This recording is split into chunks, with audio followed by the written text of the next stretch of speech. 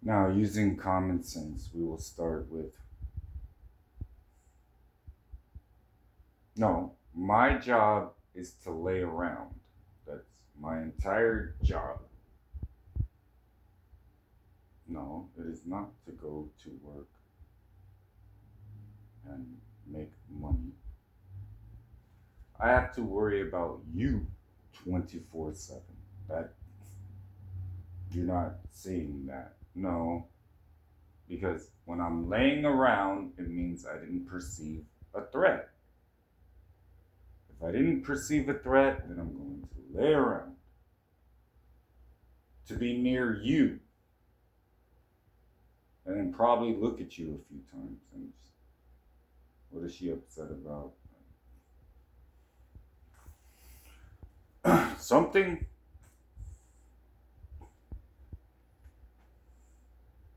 And then she might start roaring, and I might lift my head for a second and just,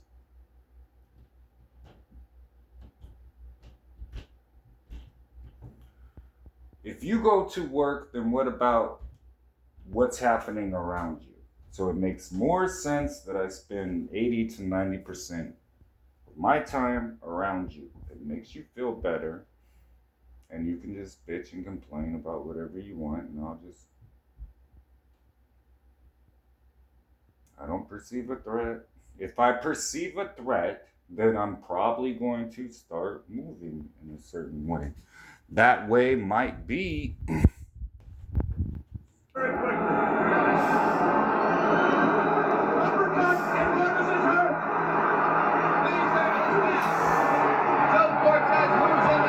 Then once that's done,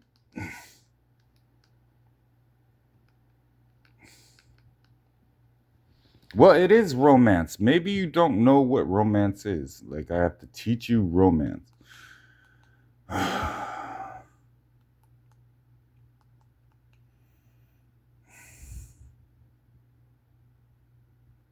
Good morning, guys. I hope you guys are doing well. I have a very specific word for someone, or it may resonate with a group of people because here's the thing. Sometimes when God gives us words, right, there may be a specific group that are going through something similar. Just know the Lord loves you and He's protecting you and He's fighting for you. Okay? See, now, if you look at your husband that way, then you'd probably see. I can't fake romance. If she doesn't communicate, then I was doing so much, and now it's you're fine, you're fine, you're fine. Here, it's kind of. You learn a little something over 150 years. Starting is hard, but on the other side of that fight is legacy. Full. Mostly it just changed my life because he helped me to deal with people. I know how to deal with people now. Before I couldn't talk to people. I used to always want to be alone, and now I learned how to deal with anyone. I could talk to anyone, even about their problems. It's like a father and son relationship. Even though he is my manager and trainer, sometimes I forget that because of the way we are.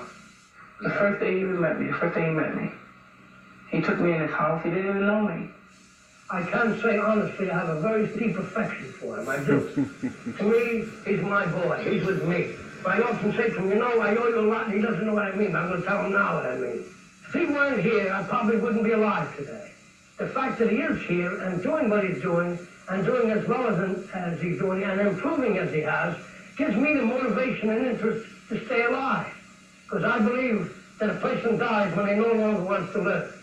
But I have a reason with Mike here, and he gives me the motivation. I will stay alive, and I will watch him become a success, because I will not leave until that happens.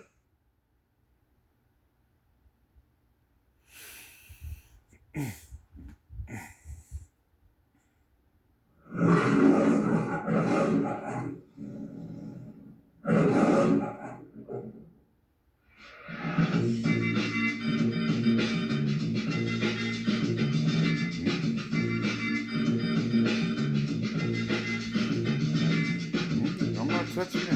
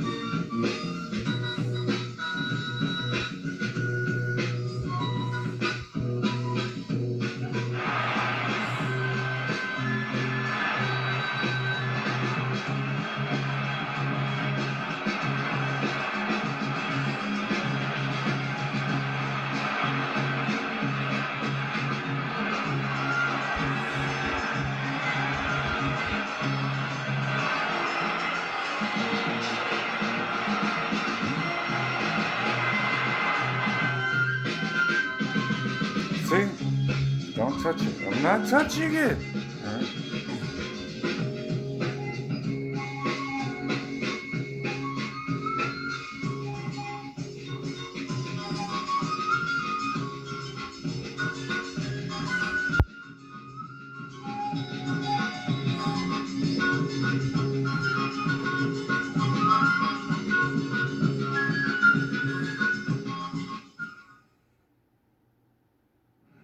I tell you, mister, what we're gonna do with the money? We're gonna buy balloons. Balloons.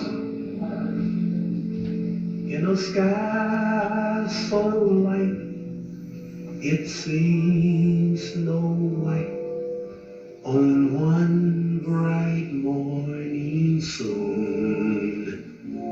Dancing in the sky, you're gonna spy a high, a black balloon. All alone above, a sign of love. Release so-called coons out from deep despair. In the last days of America's most tragic decade, an unemployed boxer landed an acting job in a Broadway musical. It was a job he needed badly. He was paying lawyers to keep him out of jail, paying alimony to his first wife, supporting his current wife and child. And since he was forbidden to practice his trade, depended on fees like this to keep him going. You really broke because I'm not allowed to work. I was stopped right in the middle of my profession. And I'm not complaining over what they have done, but I'm just saying that if I never fight again, I'll never see a reign, the people will know that, who the real champ is. that right there. That right there.